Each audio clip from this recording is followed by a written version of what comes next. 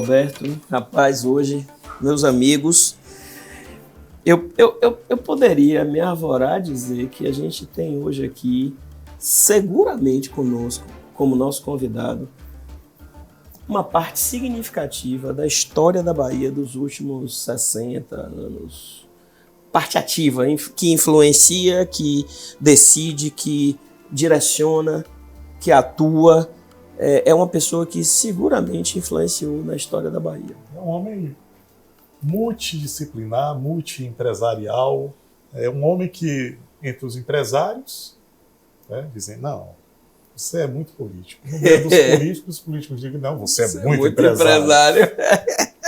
Ei, rapaz, olha, nós temos o privilégio de termos aqui hoje nada mais, nada menos que Joci Góes.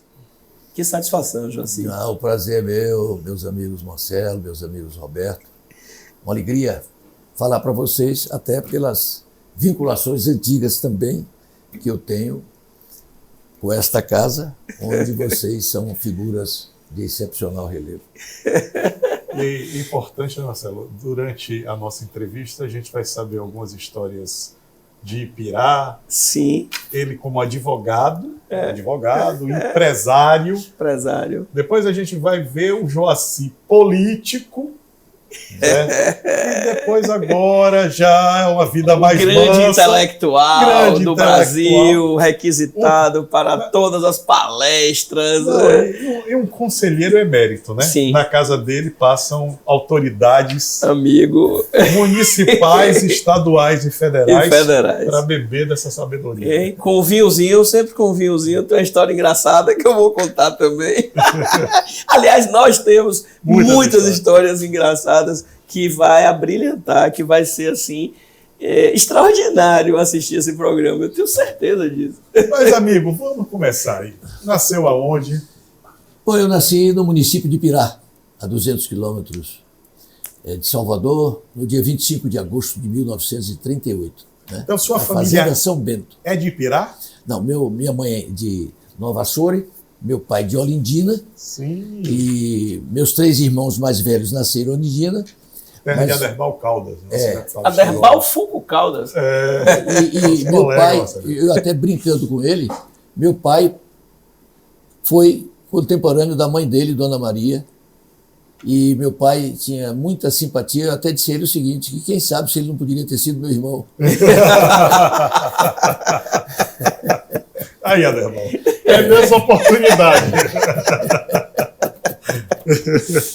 Mas porque sempre existia uma... Porque todo mundo fala Ipirá. Então fica sempre aquela coisa na cabeça que a família... Seus pais faziam o quê lá? Não, meu pai, meu avô é Vergisto de Souza Góes, era um coronel, daqueles coronéis do interior. E meu pai casou com minha mãe, né? E em 1º de agosto de 1932, Lampião invadiu Olindina. E como Robin Hood, foi a casa, a loja, a melhor loja da cidade, praticamente a única, que era do meu pai. Tudo que ele tinha estava na loja, como Robin Hood distribuiu com todo mundo. Ele não levou o esbulho? Não, mas para a população inteira. E meu pai teve que cair fora, fugir. Meu pai ficou completamente quebrado. E fugiu com minha mãe. E ainda dá graças a Deus, porque quando ele entrava, que ele fazia isso, que ele ainda batia. De cueca e Não. Ele ficou de tanga e chapéu de gazeta. E por falar em gazeta, por isso que nós estamos aqui na Tribuna da Bahia, jornal, né? Que tinha antigamente 1001 utilidades, e uma das utilidades era fazer o chapéu. A gazeta. Por isso, chapéu de gazeta, né? Chapéu de gazeta, E aí meu pai ficou ali. E Getúlio Vargas, atendendo ao pedido dos empresários do interior, etc., mandou abrir estrada para o Nordeste. A empresa que foi até lá, meu pai pediu emprego, ele começou a trabalhar na empresa como auxiliar de trabalho. Você que é engenheiro, Roberto, e grande construtor de estrada, não tinha as técnicas que você não veio conhecer, né? Tinha que ser no braço grande, no jumento, etc. É o seu Gozinho, né? Que seu pai fazia agrônomos, né? Aí ele dizia que a terraplanagem era feita em cima de jegue, no lombo do jegue. Carregava a terra no lombo do jegue. E o jegue era quem fazia as curvas de nível para subir a colina.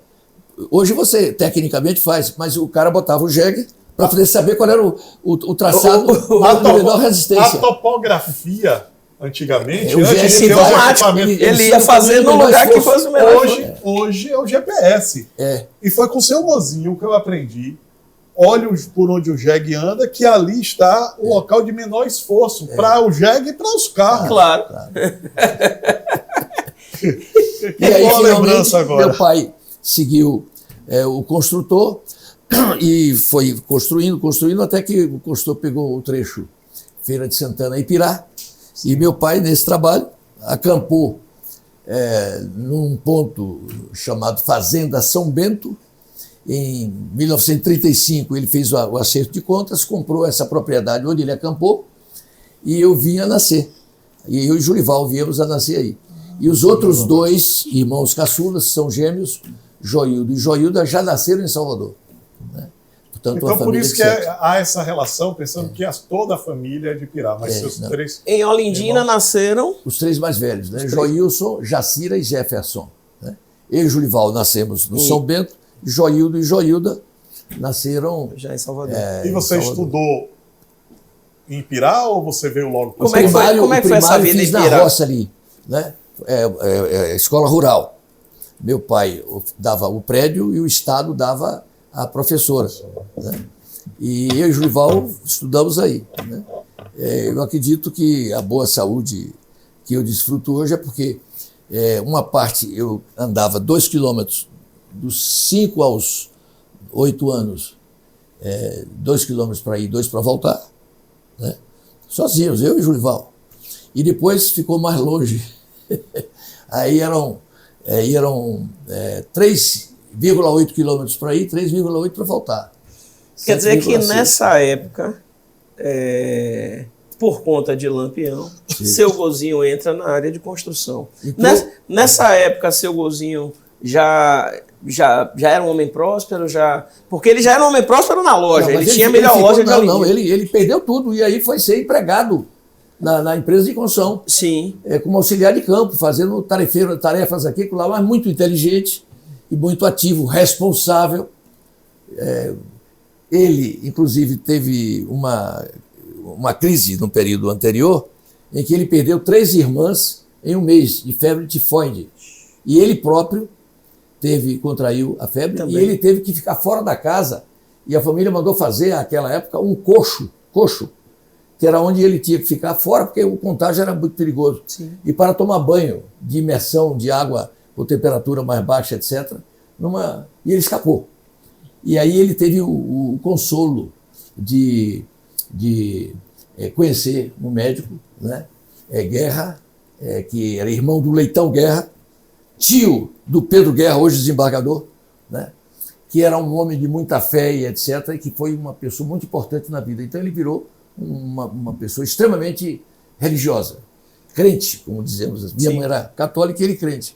Então a vida inteira ele ia à igreja e etc., minha mãe e tal, mas no fim da vida ela também aderiu. Sim, mas aí, em Ipirá, quando ele chega aí, que estabelece a pergunta... Fazenda. Ele já está... Porque parece que você disse que em Ipirá ele já se liberta... Ele saiu, mas ele ficou conhecido, porque os engenheiros que iam fiscalizar a obra admiravam aquele cara preocupado, interessado, etc. Então ele ficou na Fazenda São Bento, aí começou a administrar para fazer milho e feijão. No governo de 1937 ele já ganhou um prêmio de maior produtor de feijão e tal. E aí depois, quando surgiram um problema de estrada naquela região, o Derba dizia, vamos botar Gozinho para fazer esse trabalho. E ele começou a fazer o trabalho, morando na fazenda e fazendo o trabalho. Foi assim. Vamos caminhar aí também. Você aí faz o primário lá. E o ginásio, antigo ginásio? Ginásio do Severino Vieira. Aí você aí já Salvador. Aí eu vim para cá. Severino Vieira e Central, você passa pelo Central também ou não? Severino Vieira, os 4 anos de ginásio. E o Central, os 3 anos. Científico, na época. Científico, né? Eu fiz o clássico. E ele vem para Salvador? A família, seu Gozinho, vem para Salvador? Ele continuava trabalhando lá, mas meu pai alugou uma casa aqui e mais adiante aí fez uma casa muito boa no Jardim Boa Vista, em Brotas, etc. Você chega aqui que ano em Salvador? Eu cheguei aqui em Salvador em fim de 1949. Então, depois da Tanto Segunda que eu Guerra. assisti Como garoto, o meu vizinho levou e eu vi a inauguração do Fórum Rui Barbosa. Otávio Mangabeira lá e etc. Que foi no dia 5 de novembro de 49. E você morava ali na região ou só estudava? Não, eu morava em Boa Vista, Brotas. Em Brotas. No Matatu de Brotas. Matatu Depois de é que eu Brotas. mudei para Boa Vista. Ah, certo. E como é que você resolve estudar direito? Isso aí é uma longa história, porque eu ia fazer medicina. Porque um médico, José Raimundo Bahia Sapucaia, que era ele estava fazendo medicina, e ele conversou comigo que estava fazendo o 4º ano de ginásio, e ficou impressionado que eu sabia o nome dos 208 ossos do corpo humano, até com apelido. Né? Ele disse, você tem que fazer medicina. Mas depois, é interessante, eu atuei como advogado numa liga para defender os jogadores de uma acusação que um cara chamado Chico Confusão fez, e era um cara que chegou cheio de livro lá. Liga de futebol? Liga de futebol. Sim. A gente jogava a Liga de Brotas, era muito disputada a liga. E Milton Cedrais, que é um cara muito conhecido hoje, sim, agrônomo, etc., o Zé Bahia levou para jogar e o Chico Confusão perguntou, ele está inscrito na liga? Está. E o time de Zé Bahia ganhou. E Chico Confusão depois descobriu que ele não estava inscrito, que aquilo era, portanto, uma indignidade, tinha que ser expulso da liga. E aí apresentou e tal, etc. Era o tapetão, foi resolvendo o tapetão. Aí eu fiz a defesa e absolvi todo mundo. Aí disseram, você não vai fazer medicina, você tem que fazer direito. Aquilo me gerou uma dúvida tremenda e eu peguei um bonde naquela dúvida, porque tinha que me inscrever do científico ou do clássico. Sim. Eu peguei o bonde, fui até a praça, subi a ladeira da praça, desci o elevador, fui até a Ribeira do bonde, voltei, subi, peguei o bonde, fui até Fidelinha de Brotas, voltando. Foi aí, não sei porquê, quando eu desço da vida do João VI, não sei porquê, estava lá escrito no muro, aqui se aprende a defender a pátria. Não sei porquê. Na hora eu decidi, vou fazer direito. E aí fui fazer direito. Então, fui médico na minha cabeça durante bastante tempo. É interessante que aqui passam várias pessoas com vocação, né? A sua vocação é cívica. A gente já passou aqui vocação religiosa, mas é o chamamento cívico, né? Você pensar na pátria para decidir a sua profissão é uma vocação cívica, eu acho, um chamamento. Mas e aí você vai, faz o vestibular... Faço vestibular, passei muito bem, bom aluno, muito bom aluno. Na Universidade Federal? Força Direito na Federal. Muito bom aluno, eu no ginásio e no clássico, meus colegas todos que estão aí sabem, eu era aluno nota 10. O famoso CDF. Era estudioso. Brigava muito com os professores. Você tem uma vantagem, você tem uma memória privilegiada, né? Mais ou menos. Como poucos no planeta Terra. Pois é. Posso assegurar, como poucos você tem uma memória no privilegiada. Eu já... Como poucos seres humanos. Já pude experimentar. Você consegue construir a cronologia muito rapidamente. Aí como era a Universidade Federal daquela época? Bom, era um espetáculo, né? A qualidade. E eu tive um privilégio raro, porque meu vizinho mesmo era Orlando Gomes. Entendeu? Orlando Gomes, meu vizinho de casa. Orlando Gomes. E você chegava a conversar diretamente? Não, Orlando Gomes, eu fui o amigo mais próximo de Orlando Gomes nos últimos 30 anos da vida dele. De Orlando Gomes eu fui o amigo, os filhos dele sabem disso, os amigos mais próximos sabem disso. Tanto que quando meus pais, eu ainda, antes de entrar mesmo na faculdade, iam para o interior, que eu ficava aqui, eu fazia as refeições na casa dele. E quando eu passei no vestibular, eu chegava lá de carona com ele na faculdade. Puxa. Descia lá e tal, e de vez em quando ele estava, doutor Orlando, quando o senhor for para casa, carona, rapaz, você tem essa a falar. O que é que você conversa com o mestre? Porque era uma figura hierárquica. Nós estamos aqui, olha, depois de tantos anos, nós estamos aqui surpresos, imagine com seus colegas. Né? E o Orlando Gomes era o tipo do cara que os professores, colegas dele, chamavam ele de doutor e etc. Ninguém batia na barriga de Orlando Gomes, era uma figura hierárquica. Aí os colegas me perguntavam, o que é que você conversa com o doutor Orlando, rapaz, na viagem? Eu digo, rapaz, esse Orlando é o esperto. Eu dizia, é o esperto. Ele se aproveita da viagem para poder tirar dúvidas que ele tem. E eu contava isso ao doutor Orlando e ele adorava. Eu vi. Humildade, né? Ele tinha. Aliás, a única pessoa que tratava Orlando por Orlandinho, sabe quem era? Gel, a esposa de Walter Pinheiro. Era. Você vê, Gel chamava Orlandinho. E ele gostava imensamente de Gel. Aí você... Bom, aí você cursa Direito. Que era uma grande faculdade, sim, era um é isso. espetáculo. Aí você chega a advogar? Olha, eu fiz um estágio na Procuradoria do Trabalho, né? E quando eu me formei, já empresário, eu fui fazer uma defesa minha e etc. E perdi um contrato, um encontro no Banco Econômico. Então, quando você... Peraí, só um minuto. Você forma, já é empresário, é? Já era empresário, sim. Já era empresário, porque a voz... Você começa com setor de construção. Setor de construção. Isso, aí foi isso criado, nasceu lá daquela vocação de seu gozinho? Claro, papai, aí meu irmão mais velho, Joilson, e Jefferson, que já trabalhava no Derba, e já era calculista, etc., tinha curso técnico de formação em pontos de estradas, muito capaz, muito preparado. E aí disseram, vamos criar a empresa. E foi criada a empresa formalmente no dia 25 de janeiro, que foi também a data do casamento dos meus pais, em 1959. E começou a trabalhar, etc. E em 62, a empresa estava em dificuldades. E aí meu irmão mais velho, o Joilson, já foi afastado da empresa. E eu e Jefferson, então, ficamos trabalhando para pagar o passivo que a empresa tinha e que dava para liquidar com tudo. Então, mesmo antes de você formar? Antes de formar. Aí você vai para o escritório e vai para a procuradoria. E eu estou estudando na faculdade e trabalhando na empresa, estudando, e fazendo estágio. Fazendo estágio. Mas o estágio na área trabalhista. Aí, quando eu me formo, eu resolvi fazer uma defesa lá do IAPI, o negócio, até ganhei 10 mil reais, digamos. Só que eu perdi o encontro que eu tinha no Banco Econômico para fechar um contrato de compra de máquinas. E aí veio a mudança do câmbio e o valor das máquinas dobrou de sexta-feira para segunda. Então eu aprendi na pele o que é um jargão jurídico que diz: quem advoga em causa própria tem um tolo por cliente. Poxa, interessante. Então nunca mais.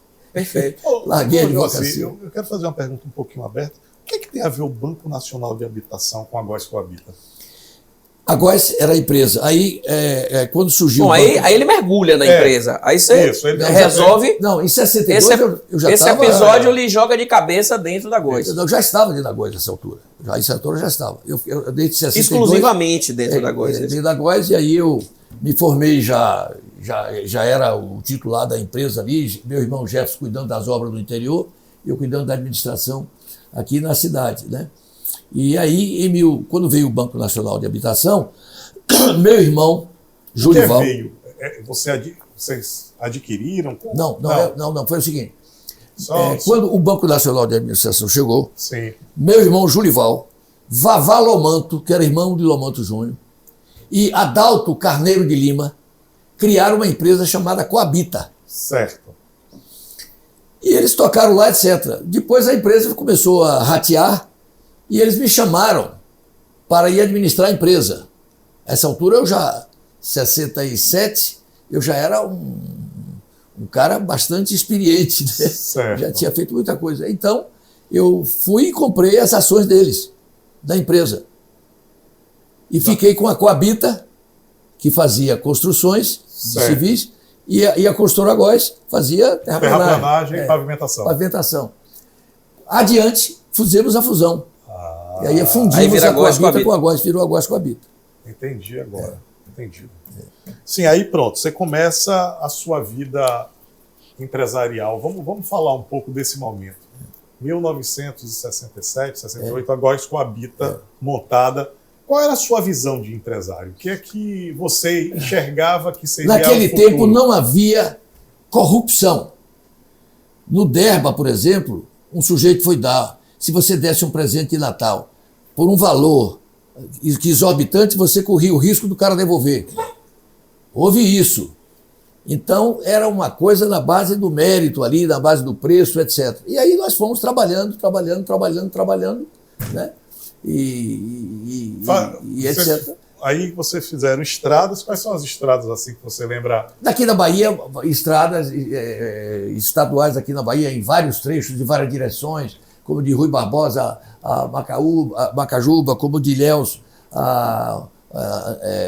lá para o sul, de Ilhéus, como Ilhéus, Itabuna, na área federal, até quando estreava como jovem engenheiro Vossa Excelência. Eu tenho lá o carimbado, Góes Coabita. Futuro cidadão. Fizemos um trecho ali da BR. Próximo à Vitória da Conquista, do Planalto e tal. E tantas histórias, né? Vamos contar do bloco político. E aí fomos tocando, executando obras em outros estados também, etc. E aí passamos a incorporar. A Góes Coabita fez obra no exterior? Fiz obra no exterior, fiz obras sobretudo em Israel, né, e nos Emirados Árabes. Né? Mas em Israel, sobretudo, nós recebemos mas já aí com o nome de outra empresa, que era nossa também, uma empresa lá, a Prisma, de São Paulo. Mas botamos porque tínhamos 2 sócios judeus, nossos, que era uma empresa de São Paulo, que era a empresa que mais construía fábrica de celulose no Brasil. Tanto que a Bahia Sul Celulose, que à época era a maior fábrica de celulose do mundo, né, do Leon Pfeffer. Né? Nós é que executamos aquela fábrica, nós fizemos aquela fábrica. Né? Naquela época, década de 70, 80, você tinha grandes conglomerados empresariais também na área da construção nacional, avançando. E eu me lembro, na Góes Coabita, em 1986, numa revista Exame, a Góes Coabita, como ela tinha o faturamento conjunto da área da terraplanagem, da construção civil, de empreendimentos, ela chegou a ser o top 1, o número 1 da construção civil no Brasil. Não da construção pesada, mas da construção civil. Ela chega a uma posição muito grande. Nós, dos grandes da categoria, etc. Mas a partir daquele momento começou não é virtude, mas eu não tenho, nunca tive jeito para entrar no jogo da malandragem, da corrupção. E aí virou no Brasil, só quem ganhava a obra, com raras exceções, quem entrasse no esquema. Brabo e grosso. Você sabe disso, como aconteceu no Brasil. E aí desapareceu um número imenso de empresas. Né? E eu, então, desbandei para outras áreas também. Fui da área de loteamento. Isso que eu queria fazer. Assim, mas aí tem... O empresário, ele continua, porque ele começa a diversificar. Sim. Né? Aí você, pai, vai para a área de empreendimentos, de loteamento. Certo? E você vem para a área da comunicação. 69 é fundada a Tribuna da Bahia. Então, para ter prejuízo. Né? Como é que foi essa história? E tem também um banco. O banco foi depois. Já mais na frente, mas tem. Perfeito. Mas ao mesmo tempo, você vai com a Góes Coabita, você começa a perceber que você pode ser empresário em outros ramos. Claro. E aí eu já tinha feito, por exemplo, o projeto Patamares, que eu trouxe o Lúcio Costa para fazer o projeto Patamares ali. Aquele loteamento de Patamares é de Lúcio Costa? É Lúcio Costa, o autor do projeto. Eu fiz a sociedade com a família Gantuá.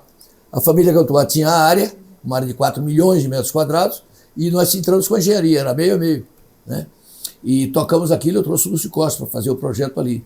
E depois peguei... Eu soube disso, que o Lúcio Costa tinha um projeto também. Pois é. E loteamento na área. No litoral norte, o primeiro foi nós que fizemos, Itacimirim.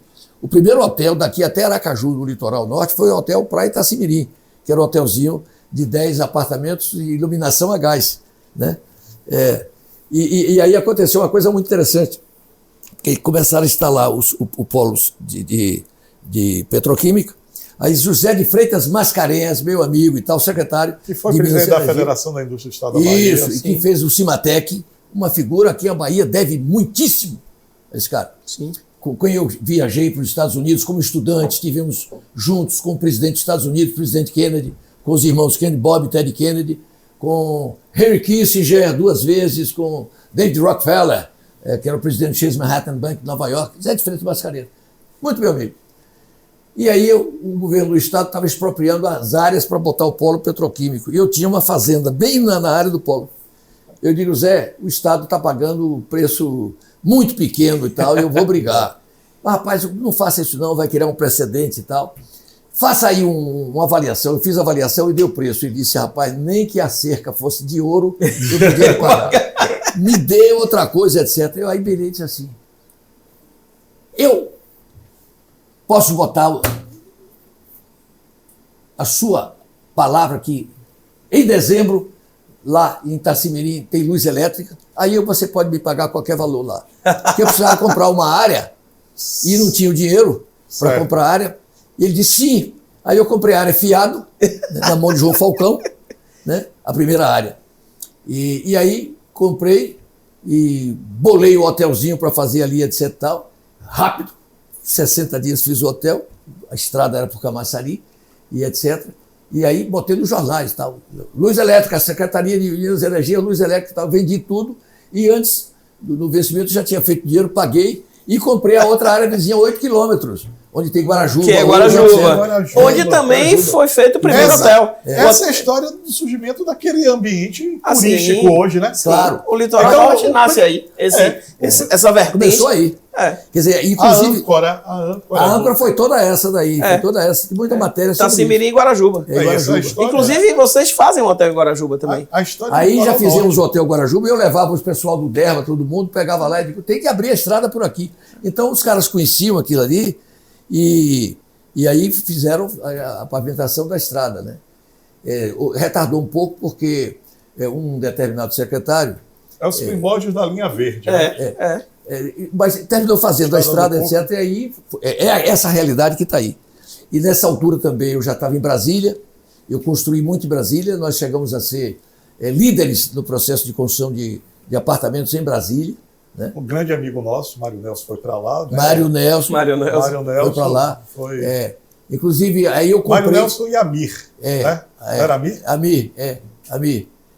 E aí eu terminei fazendo contatos lá e tal, e depois, nesse embalo, comprei aqueles 16 quilômetros de Porto Seguro, de praia, ali. Sim. Porto Seguro não era um... Não existia. 90% da cidade era vazia. Ou seja, você está dizendo assim, você ancorou, né, a sua visão empresarial... Norte e Porto Seguro. A sua visão empresarial trouxe duas âncoras impressionantes. Você previu que esses seriam os dois maiores... vetores de crescimento turístico da Bahia. Que é uma vocação natural do Estado. Mas aí tem um episódio... Mas como é que você diz assim, por que você pensou? Eu vou comprar 16 quilômetros de praia em Porto Seguro. Eu fui lá, quando eu vi aquilo, meu Deus, não é possível que as pessoas não venham descobrir. Comprei. Foi a beleza natural. Beleza, mas um espetáculo, mas alguém tem que descobrir. Aí o que é que eu vou fazer? Aí eu tomei conhecimento que Paulinha Saldanha, uma jovem repórter que tinha um rosto lindo, que fazia um programa para garoto. De João Saldanha. Isso, sobrinha de João Saldanha. Aí descobri que ela com o marido, ela tinha deixado o programa da Globo com um marido chamado Roberto, né? Werneck. Eles formaram uma empresa de produção. Mandei chamar o casal, Porto Seguro. Chegaram lá, eu digo, olha, tem um trabalho para vocês. Eu vou dar aqui um helicóptero, trago um helicóptero para aqui. Vocês vão filmar aqui. Ficar de helicóptero, filmando tudo, etc, etc. Que maravilha. O que vocês conseguirem colocar na televisão, nos programas de televisão, na Globo, nas áreas, etc, pelo tempo que vocês colocarem aí, eu pago a vocês pela mídia, pelo valor da mídia do tempo. Rapaz. Aí ela fez isso. Fez um copião de umas 4 horas. E aí um dia, 4 de dezembro de 1981, dia do aniversário em que Roberto Marinho fazia 76 anos de idade. Impressionante. É isso que eu digo. Era um domingo. Quando eu olho no Fantástico, 17 minutos saía Porto Seguro na televisão. Você disse, estou todo endividado. Vou ter que pagar 17 minutos de Fantástico. Que fortuna. Não, mas aí o que é que aconteceu? O que aconteceu é que no próximo sábado, a quantidade de gente chegar em Porto Seguro para acampar, que era dezembro, já era uma barbaridade. Entendeu? Me procurando, inclusive, para poder abrir espaço, para poder botar camping, para botar ali, etc.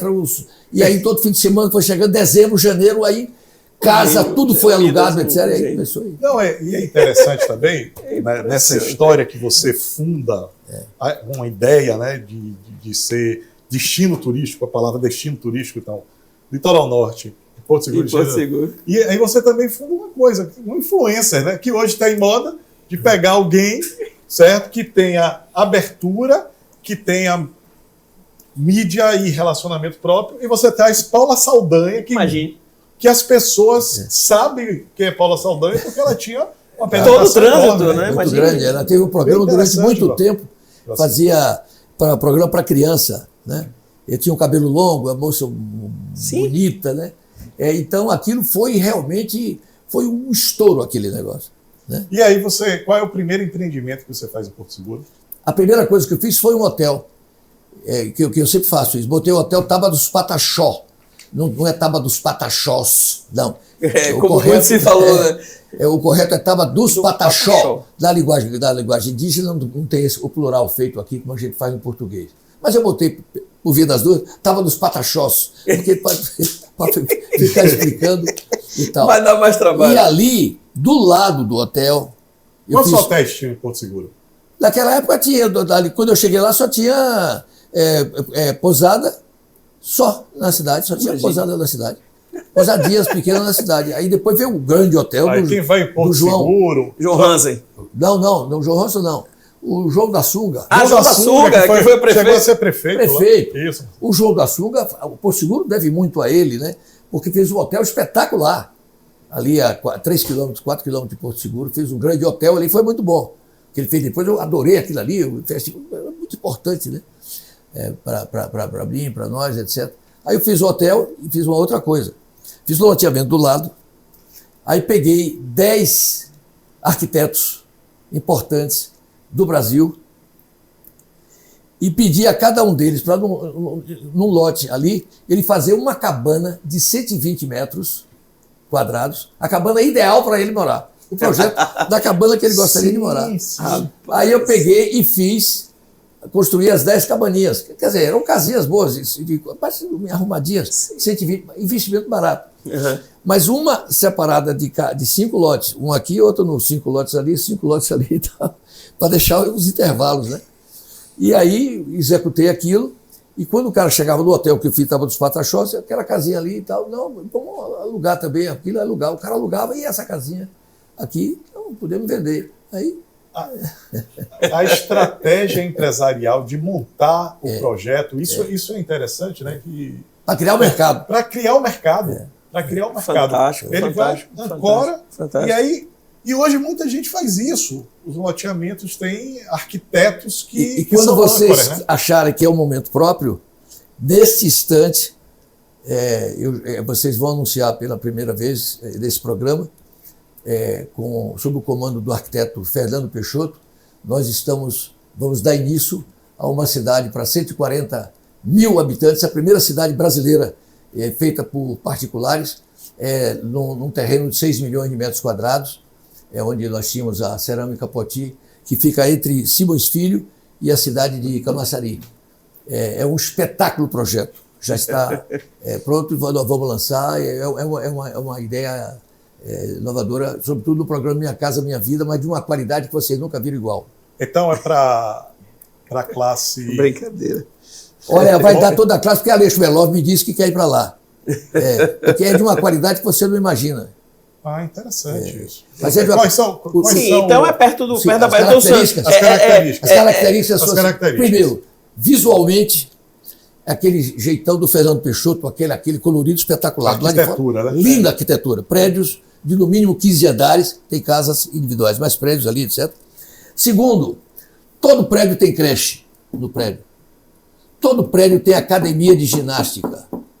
Todo prédio tem acesso, porque você faz alguns prédios para ter acesso ao clube. Certo. Tem piscina.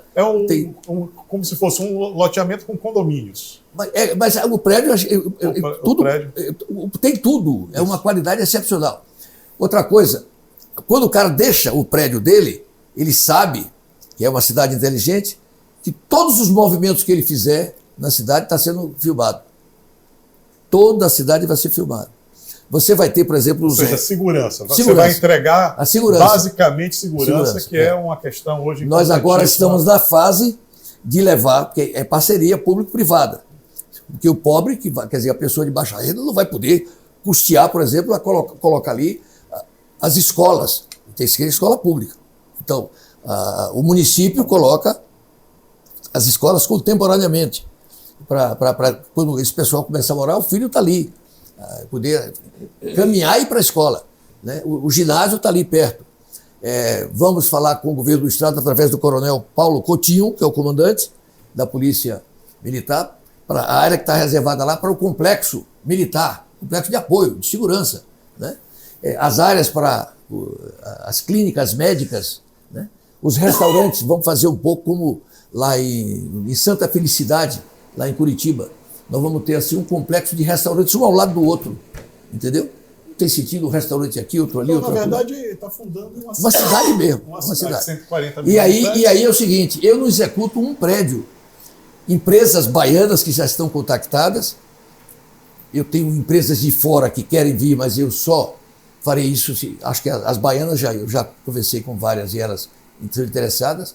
Então, a primeira etapa será de 8.500 apartamentos. A primeira etapa. Né?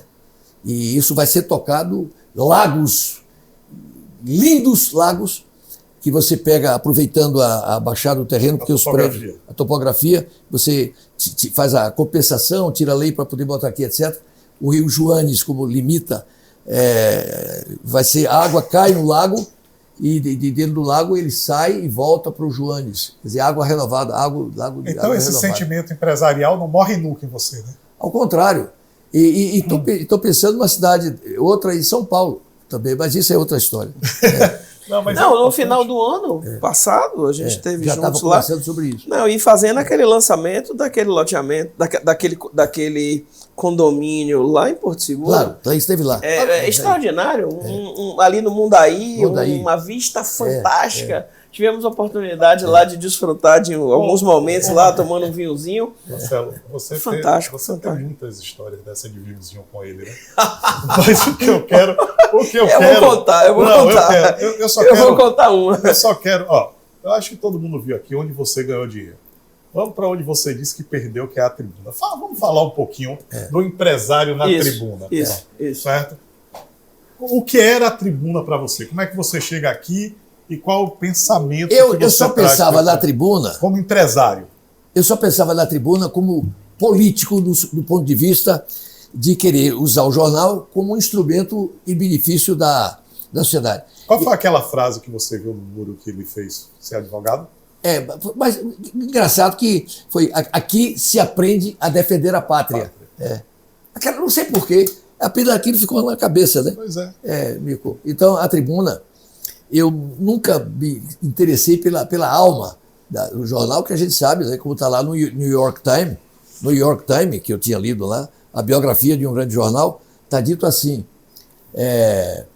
matéria o espaço entre duas publicidades. Querendo dizer que sem publicidade o jornal não vive. Entendeu? Mas eu não ligava para isso não, o departamento colocava lá, etc. Mas deve estar aqui e tal, mas quando houve a briga com o Antônio Carlos Magalhães, aí nós ficamos 7 anos sem anúncio. Peraí, vamos fazer um cortezinho aí que é importante, né? Porque a Bahia inteira especula, fala, tal. Você brigou com o Antônio Carlos Magalhães por causa de poder, por causa de dinheiro? Não, nunca houve disputa. Por que essa briga? De terrenos. Falam que tem terrenos. Não, nada. Por que você brigou com o Antônio Carlos Magalhães? Diretriz do jornal. Ele queria... E aconteceu quando o Clériston, que era até nosso amigo, ia sair candidato, né? Mas a gente estava formando um grupo, o Mário Kerst, que tinha saído, inclusive deixou a primeira... Quando ele foi nomeado por Antônio Carlos Magalhães, ele até tomou conhecimento que tinha sido demitido. Dentro da minha casa lá em Piatã, estava ele, Lomanto Júnior, Lomantinho e Leur. Lomanto que a gente foi lá para tratar de outros assuntos e tal. Eu tinha muita ligação com o Mário Kerst ligação ali, etc. Então o Antônio Carlos, o jornal independente, etc. Aí aconteceu. O que é que aconteceu? Eu tinha muitos interesses aqui.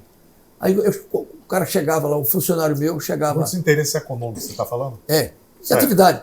Aí chegava um funcionário num assunto na prefeitura. Prefeitura. Um assunto normal. Estava lá, olha, esse assunto só pode ser resolvido com o doutor, pelo governador Antônio Carlos Magalhães, com o doutor Joaci. E presto no Baneb. O presidente dizia, olha, aqui no banco você tem que tratar diretamente com o governador.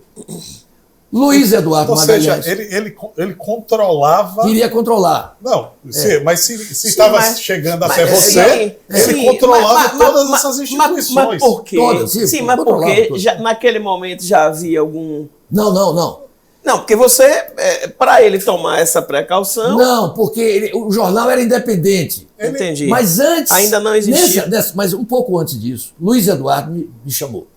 Disse, olha, Joaci, eu aprecio tanto a sua amizade com meu pai, porque quando ele era presidente da Eletrobras, que eu o ajudei a ser, com o Golbery, a ser presidente da Eletrobras, porque Dona Esmeralda do Couto Silva, Golbery era muito meu amigo, porque Carlos Neves Galuf, que trabalhava comigo, foi criado na casa de Golbery. Ele era oficial de aeronáutica e formou comigo, e era meu executivo, entendeu? E ele tinha uma intimidade com o Geisel, com o Golbery muito grande e tal. Dona Esmeralda, a filha de Golbery, Vera, com o genro Arnaldo, vieram passar uma semana na minha casa aqui. Roberto Santos, governador. Roberto Santos foi até com Dona Maria Amélia visitá-la lá em minha casa. E Antônio Carlos, sem nada. Mas aí, no almoço que nós oferecemos, Antônio Carlos foi lá em casa. E eu chamei a Dona Esmeralda, disse, Dona Esmeralda, com o Galuf, etc. Nós temos que botar... Antônio Carlos não pode ficar sem... uma posição de relevo, um cara desse valor, disso, daquilo, etc, etc, etc. Naturalmente não foi por isso, Antônio Carlos tem expressão, tinha dito, mas só para mostrar como era a qualidade da relação. Mas isso foi muito antes. Quando as coisas começaram a aquecer em 81, aí foi, o Luiz Eduardo me tinha chamado, olha, eu queria que se surgir algum arranhão, me procure para a gente evitar isso. Ele sempre teve... Era um cara, era um diplomata. Era um diplomata. O papel de... Aí... Quando eu tomei conhecimento disso, que em todo canto os assuntos da empresa só poderiam ser resolvidos com o governador. Mas, Joaci, eu quero até pegar isso. É bom para que as pessoas saibam que essa era a Bahia. Era a Bahia, A Bahia de Antônio Carlos. Você é uma das muitas vítimas desse modelo. Isso era um modelo. É isso modelo mesmo. De controlar. De dominação. Domínio. Eu tenho que fazer a Antônio Carlos uma justiça. Eu nunca tomei conhecimento na minha vida que Antônio Carlos tivesse recebido uma bola. Nunca. Ele não era, o caso dele não era dinheiro, era poder. E o poder ele resolvia. Inteligente. E as gestões dele também levavam essa máxima para baixo. Isso é indiscutível. Repare que as equipes que ele formou foram equipes de primeira qualidade, né, para administrar. Aí eu digo... Marquei com o Luiz Eduardo, até no escritório dele, ao lado da Associação Atlética da Bahia. Me lembro quando cheguei lá, quem veio me receber muito sorridente foi Ana Lúcia, minha amiga também e tal. Aí eu e Luiz Eduardo. Contei para Luiz Eduardo. Ele disse, amanhã, pegou o telefone, ligou, amanhã, isso foi numa quarta-feira, amanhã, 2h da tarde, lá em Ondina. Isso aí é interessante. Era uma quinta-feira, e eu saí do Rotary Club. E eu, enquanto governador, eu fui de manga de camisa, essa técnica eu sempre adotei. Quando você vai falar com uma grande autoridade, que ele está querendo, etc., ao invés de botar gravata e etc., eu botava manga de camisa, entendeu? Que era já para uma baixada de bola. Aí eu fui. Luiz Eduardo chegou. Não, Marcelo, por isso que ele está de manga de camisa. Por isso que ele veio de manga de camisa. É bom registrar isso, porque é por isso que ele veio. Porque mais a autoridade aqui é a tribuna, viu, Marcelo? Não. É doutor Walter.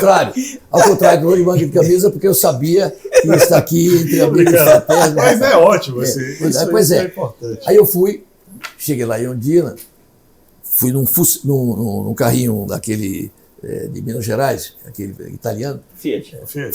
Fiat, aquele que era miudinho. 147. Miudinho. Câmbio E aí eu entrei na sala assim, o Luiz Eduardo ia sair, não vou ficar. Não, fica aí. Aí começou, etc. Aí eu virei e disse, eu digo, Antônio Carlos, eu sou seu amigo, espontaneamente, porque eu sou seu amigo, a gente tem uma boa relação. Eu sou o tipo da pessoa, eu não sou o tipo da pessoa, você deveria saber disso, que é capaz de ser subjugado. Mas o que foi que aconteceu? Eu digo, não, todo canto que a gente vai, na prefeitura, qualquer canto da administração pública onde eu trafego, os assuntos mais comezinhos eu tenho que resolver com vocês, mas isso é uma prova da minha distinção por vocês. Eu digo, não, eu estou achando que é uma forma de você me dizer que você tem o controle sobre a minha vida, entendeu? Que provavelmente isso vai repercutir na influência na tribuna. E você sabe que isso não é possível. Não tem nada disso, não sei o quê, não, tal. E o Luiz Eduardo ficou feliz, etc. Aí ele virou e disse, Antônio Carlos, você me dá carona para o centro administrativo? Eu disse, claro, pelo amor de Deus. No 147. No 147. Aí lá vou eu, dirigindo no 147, e ele de carona, os carros do governador, um na frente, outro atrás. Né? Tinha havido um episódio em que Jorge Lins Freire, que era o presidente do Desembanco, tinha apontado um título em que o aval era minha mulher e aparecia o constrangimento. Aval, Lídice Góes, minha mulher ficou chateada com aquele assunto e tal. Aí ele virou assim e fez. Quem me criou essa dificuldade toda com vocês foi esse canalha, esse Jorge Lins Freire. Falou assim, aquele jeitão dele. Né? Bom, lá vamos lá para o centro administrativo. E a governadoria é onde hoje funciona no centro administrativo a Secretaria de Educação. Prédio grande ali. Sim. Isso já era umas 3 horas da tarde. E 3h30, um calor do diabo. Ele manda em camisa, ele parou junto daquele pessoal da música, aquela história de recepção, e disse, espere aí um pouco. Aí ele chegou ali, aí aguarda, foi servido a guarda e tal. Ele chamou o comandante e falou alguma coisa no vidro. Foi saindo. O comandante veio na minha direção. Baixei o vidro. Disse, doutor José, o senhor poderia saltar? E eu até percebi, será que vão me prender? Ele não gostou da conversa. Eu saltei, fui caminhando, aí quando eu cheguei, fiquei perto do lado dele, e aí a guarda toda me perguntou, corneta. Aquele jeito do Antônio Carlos, quando ele queria agradar, era incomparável, né? Era incomparável. Ou seja, ele lhe deu uma recepção de autoridade. Claro. Bom, aí ficamos. Mas aí começava a especulação disso, daquilo, etc. Ainda houve a inauguração que nós fizemos para entregar em Lauro de Freitas, que você conhece tanto, o Jockey, que chegou a funcionar lá. Porque eu comprei essa área do Jockey, onde hoje está o Salvador e tal, e o Centro Empresarial Metropolitano, que foi o que dizia. E a Casa do Comércio, né? A Casa do Comércio. Comecei a foi o primeiro prédio. A Casa do Comércio ancora aquele projeto que hoje é a nossa Avenida Paulista, né? Isso aí. A nossa Avenida Paulista é ali hoje. Exatamente. Né? E ali o pessoal dizia que eu era louco, que ninguém nunca ia deixar o comércio para ficar ali. Imagina, né? Quer dizer, não, e Salvador não existia naquela área, não tinha. Nada. Aí o Shopping Guatemi e a Casa do Comércio ancoram. E eu aí anunciei logo o Shopping Abaeté ali para botar, para poder forçar o Iguatemi, que era do meu interesse. Sumaré. Não, Abaeté, eu botei Abaeté. Ele imaginava. Sumaré foi bem depois. Foi depois, Foi. Ah, certo. Eu botei ali Shopping Abaeté para botar, que eu queria forçar alguém que eu estava sem o dinheiro para fazer o shopping. Que eu sabia que era muito bom para mim, para poder deslocar o centro. Bom, e aí finalmente Antônio Carlos vai para a Eletrobras, voltamos lá atrás, e eu fui morar no Rio de Janeiro. Ele, em algum momento, lhe deu um retorno? Pô, aquele almoço lá em sua casa foi importante? Não, no Rio de Janeiro, o Marquete está aí, frequentemente ele ia ao meu escritório, que eu fui morar no Rio, para fazer a Escola Superior de Guerra, convidado pelo general Walter Menezes Paz. Eu disse a ele, eu tinha voltado dos Estados Unidos, que eu tinha morado lá nos Estados Unidos, tinha feito um curso em Stanford, e eu disse ao general Walter Menezes Paz, que era o presidente da Escola Superior de Guerra, que ele me convidou. Ele achou que eu era bem formado e tal. Eu digo, olha, o SNI não me deixa. Não, mas como? Joaci, eu sou a mais alta patente militar do país, porque ele tinha lutado na guerra, na Segunda Guerra Mundial. E você sabe que entre militares nada é igual. Nada é igual, não há igualdade. Sempre um é superior ao outro. Ah, certo. Até pela hora que nasceu, um minuto antes. Entendeu? Ele disse, eu não tenho na guerra, não sou espada virgem e tal. Ele falou. Não sou espada virgem. Ele falou isso. E ele lutou. O Antônio Carlos interveio também, junto a Figueiredo, que era o chefe do SNI, mas era um capricho do SNI. O SNI disse que eu não poderia fazer, sobretudo porque eu tinha assinado o Manifesto de Defesa de Chico Pinto. Eu fui o único empresário brasileiro que assinou o Manifesto de Defesa de Chico Pinto, que fez aquele discurso esculhambando com o Pinochet, que veio aqui ao Brasil, e o Geisel queria caçá-lo, etc. Portanto, não deixaram. Eu, então, fiquei 2 anos no Rio de Janeiro, fazendo de conta que estava fazendo a Escola Superior de Guerra, porque a concorrência usava isso para lhe arrasar. Entendeu? E houve um episódio no DNR, que é aquele menino lá do Rio de Janeiro, o Carlos Alberto, que trabalhava conosco, viu isso. A gente ganhou uma concorrência e o diretor-geral do DNR mandou chamar, porque um coronel chegou lá e disse, o senhor sabia que esse cara aí não foi, fez a Escola Superior de Guerra? Era um coronel que trabalhava para uma outra empresa. Rapaz, a gente não pode manter o contrato. Eu disse, quem é esse coronel? Deu o nome do coronel. Eu não conhecia o coronel, não sabia quem era, coisa nenhuma. O que eu disse desse coronel, da mulher dele, entendeu? De como ele era ruim em certas áreas, entendeu? E mandei gravar. Grave aí para levar para ele. O diretor dele, meu Deus, o que é mais perigoso para mim? levar essa notícia e resolver esse problema aí. Manteve a coisa. E Antônio Carlos sabia dessas coisas. Antônio Carlos ia me pegar com o Mário Kertz no meu escritório, e a gente saía caminhando, ele gostava, pode ir para ele, era popular, Antônio Carlos, o pessoal falava com ele, e almoçava no Rio de Janeiro. Era esse nível de camaradagem que a gente tinha, quer dizer, já lá atrás. E qual foi? O que foi que levou? Qual foi o momento que teve a ruptura? A ruptura. Não houve um Joaci, momento. Foi uma progressão. Por exemplo, a última vez que eu falei com ele foi na inauguração lá em Lauro de Freitas, os 3 meses depois desse encontro que eu tive com ele. Mas a essa altura, as forças oposicionistas estavam bem claras na sua disposição de fazer o enfrentamento ao Antônio Carlos Magalhães. E será que você lembra o ano? Não, eu dava espaço no jornal em igualdade de condições. Ah, certo. Só ele achava não. Então a tribuna era esse espaço que fazia com que a oposição e a situação... Isso, era onde a oposição respirava através da tribuna. É o que a tribuna faz, né, Marcelo? Sim. Pois é. Aliás, só para poder falar... Mas quando foi que ele chegou em algum momento e disse, olha, a partir de hoje, ou você disse, a partir de hoje, não procuro mais ele? Quando foi? Teve esse momento? Não, isso não chegou a ter esse momento, ele foi numa evolução. Eu aí percebi, claro, aí as hostilidades começaram. As hostilidades em áreas, etc. Por exemplo, só para você ter uma ideia, nós tínhamos muitos terrenos em Salvador. Todos os terrenos foram notificados por irregularidade pela prefeitura. Então foi um contencioso que não tinha mais tamanho. Foi Jairo Simões até que foi fazer a defesa. E conseguiu libertar tudo, porque tinha muita autoridade moral, o Jairo, etc. Foi tirado tudo. Mas aí eu vi que o assunto era grave. Entrou no pessoal. Mas e será que quem era o prefeito? Quem? Você lembra? O prefeito aqui... Essas notificações nos terrenos e tal... Renan Balheiro. E Renan Balheiro facilitou, pressionado por um lado, mas reconhecia ele um cara liberal, segurava, tinha boa relação com ele, ali a gente segurava, a gente ia navegando com isso aí, né? Então, aquilo me deixou muito, assim, tenso, né? Gerou asfixia empresarial? Ele chegou a com essas ações, limitar a possibilidade de crescimento? Você sentiu? Tremendamente. Qualquer título, por exemplo, teve um episódio em que um título do Irujo, que estava no Baneb, Pedro Irujo, que estava lá, o presidente do banco ligou para Pedro Irujo e disse a ele o seguinte, que se ele não protestasse contra mim para requerer minha falência, em seguida, que ele ficaria no índex. E Pedro Irujo me contou isso.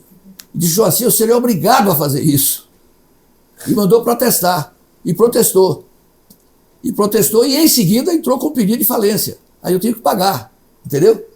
Então, aí eu vi que não tinha jeito. Ou seja, até o ambiente empresarial também foi manipulado... Completamente. Contra você. Completamente. E contra as empresas. E continuou isso enquanto ele viveu. E a tribuna... A tribuna não recebia anúncio nem do Estado, nem de particulares. Isso. Então ela começou a sofrer uma asfixia. Que foi maior do que a que sofreu o Jornal da Bahia. Pode calcular o tempo de um e de outro. Entendeu? Eu aí peguei aqui, o pessoal disse, olha, fiz as contas, eu digo, até morrer eu vou sustentar esse jornal aqui, mas eu não entrego os pontos. E aí eu pegava o dinheiro que eu coloquei aqui no jornal e botei numa conta imaginária de uma poupança. O recurso que colocava. Botei ali, etc. Para fazer o cálculo. O balanço. Para fazer um cálculo e fazia de conta que era uma conta de poupança. Certo. E que ela te vira, etc. De modo que quando, num episódio histórico do Brasil, em 1997, eu fiz a doação do jornal aos jornalistas da Tribuna da Bahia, primeiro caso da história do Brasil e único, até onde eu sei. Eu assumi a totalidade do passivo do jornal. Eu fiz a doação sem um centavo de passivo do jornal. Eu apaguei todo o passivo a posteriori que apareceu, vinculado a pessoal, a imposto do período de 97 anterior. Aquilo ali. Então, a conta do prejuízo que eu tive com a briga com o Antônio Carlos aqui na tribuna, convertido em dólar, deu 52 milhões de dólares. Hoje seriam 250 milhões de reais. É isso aí. 250 milhões de reais. E se você pegar daquele tempo o dinheiro, mesmo com uma remuneração baixa, etc., entendeu? Claro, entendi. Puxar para hoje. Sim, isso vai. É o dobro. Agora, eu quero aproveitar, a gente já está chegando ao final, eu queria fazer uma pergunta. Você falou de uma figura política, Antônio Carlos, que é um formador de talentos. Sim, não há dúvida. Né? Não há a dúvida. gente precisa acreditar isso. Lógico, a Bahia deve muito a ele, né? Grandes homens públicos. Sem dúvida. Né? Sim. E aí eu quero. E políticos também. Grandes homens que se sim.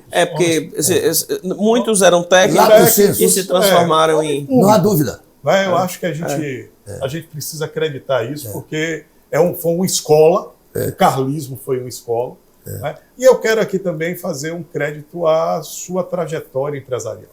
Você também fez grandes empresários. Pessoas que hoje, certo? Atuam fortemente diretamente, fortemente. Exemplo, Falcão, que hoje tem aí, ele é organizador, o líder do grupo. Chegou a ser presidente do Vitória? Foi presidente do Vitória. Né? Chegou menino na God, né? José Eduardo Magalhães é um grande empresário em São Paulo. Claro. Piaggio, na questão de shoppings. Claro. Um shopping que você fez lá o primeiro foi Aracaju. Lá em Aracaju. Rio-Mar.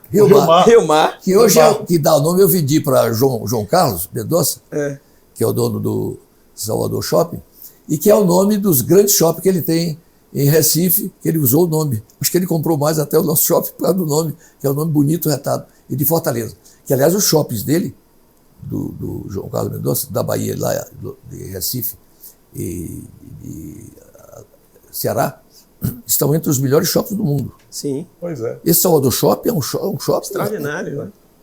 Aí quero continuar, Mário Nelson. Que é hoje um Walter empresário Pinheiro. social. Walter Pinheiro, que é o líder aqui, juntamente com você, da Tribuna da Bahia. Né? Aí você tem diversos E pessoas... na política, diante de mim está o senador da República. Que era engenheiro da God, menino, começando a vida. Minha primeira... 23 anos, 22. Meu primeiro contrato como engenheiro foi com o Joaci Góes. Pois é, com o Joaci, na política entrei com o Leão, né? Mas com o Joaci eu fiz João Leão. E o banco? Aí. Sim. Porque aí você... O banco foi o seguinte, o banco foi... eu comprei no pior momento que viria a acontecer, que foi, logo depois veio aquela enxurrada que levou o Banco Nacional de Minas Gerais, levou o Bamerinos, levou o Banco Econômico, levou o Banco da Bahia. Isso. Quer dizer, então foi um momento ruim que eu comprei. Esse banco era um banco antigo lá de Minas Gerais, um bom banco, arrumado, etc. Uma sede de 30 andares lá em Belo Horizonte? Belo Horizonte, essa coisa toda. Tinha sede na Paulista também? Da Paulista também. Não, no Vale da 9 de Julho, era a sede mais bonita. Mário Covas, quando foi lá para ter um encontro comigo, pouco antes dele assumir o governo, ele virou para mim e disse: não, Joci, sou seu amigo, mas vou mandar expropriar essa casa aqui para poder botar meu gabinete aqui. Eu digo: você usa, Covas, o dinheiro do Estado se quiser, porque aqui você já é anfitrião, porra. Essa casa aqui é sua. Eu cedo aqui e tal. É uma beleza, era lindo aquilo ali, né? Um escritório de uma beleza fora do comum. Bom, mas então o banco foi uma coisa que se revelou péssima, né? Aquilo ali. Mas nós temos ainda uma ação muito grande a entrar contra a União, porque o banco sofreu intervenção, porque o governo de Minas Gerais não pagou ao banco os créditos que o banco tinha. E o valor pelo qual, que faltou no caixa, que levou o Banco Central a liquidar, era bem menor do que o valor vencido do Banco do Estado, percebeu? E, como eu digo nas minhas memórias, Minas Gerais é um grande estado, é um grande povo, mas quando o mineiro deixar de ser bairrista do jeito que é, e perder essa atitude de hostilidade, é uma atitude de hostilidade. Se você tiver uma briga contra um mineiro e o tribunal for de Minas Gerais, você está liquidado. Você poderá ganhar no Tribunal Superior, mas lá você não ganha. Então, é um Estado que mantém uma mentalidade muito bairrista, tribal. Você entende que esses dois episódios, a briga com Antônio Carlos e a derrocada do banco, do Agrimiza, foi um fator que desestruturou o seu crescimento empresarial das empresas? Isso foi porque... Do grupo. E deu uma balançada e que nos forçou a fazer um refluxo. Tanto que hoje a nossa principal atividade é receber, e estamos recebendo, receber créditos, que inclusive de indenização e etc. estamos recebendo. E aí saímos da Bahia e derivamos para a produção de energia. É que hoje, graças a Deus, do ponto de vista de coisa, eu estou vivendo nessa área o momento de maior tranquilidade da minha vida. Quer que eu lhe diga uma coisa? Olha, talvez você não saiba, eu jovem, eu fui um dos Você continua muito jovem? Eu comecei fazer os primeiros estudos de pequenas centrais de hidrelétricas na Bahia para uma futura empresa, chamada Eletrogóis. Pois é. Veja como você está. Rapaz. Você vê que não é só Antônio Carlos. Não é só Antônio Carlos. Aquele olhar do litoral norte, Porto Seguro, é impressionante. Mas não, eu só quero acrescentar esse olhar empresarial. Tinha um escritório na Pituba, Marcelo. Na Pituba, um escritório muito bom. Alugaram uma casa. Aí, Zé Eduardo e Roberto, você que já está fazendo isso, poxa, esqueci, vou lembrar depois, em um outro momento, o nome, vocês dois comecem a pensar em fazer pequenas centrais hidrelétricas na Bahia, porque vai ser montada uma empresa chamada Eletrogóis. E aí eu peguei um mapa, comecei a ver onde tinha queda, volume, aí fui até o governo do estado para começar a fazer esses estudos. E hoje é essa empresa. Você vê que essa foi uma contribuição para que você pudesse ter tido um desempenho tão bom, tão brilhante como senador da República. Chegou lá, como os seus colegas senadores achavam que você era técnico. E entre os técnicos, político. Então você já viveu... Ele brinca, ele diz que ele é um tecnolítico. Mas, Joci, a gente lhe agradece, a gente vai continuar essa conversa. Não vamos parar. Então a gente vai, em um outro momento agora, a gente vai começar a falar um pouco de algo que lhe é muito caro na vida, que é a vida política. Você tem uma trajetória muito grande. E depois, como escritor, intelectual... Presidente do Instituto Geográfico Histórico da Bahia, né? Avô. E até a gente pensar aí no futuro, porque parece que você é igual ao Dr. Norberto. Aos 80 e quantos anos? E 5 feitos. Faço 86 esse anos com essa força, está pensando em projetos para 100 anos para frente. Impressionante. Parabéns. Foi uma honra muito grande falar para vocês.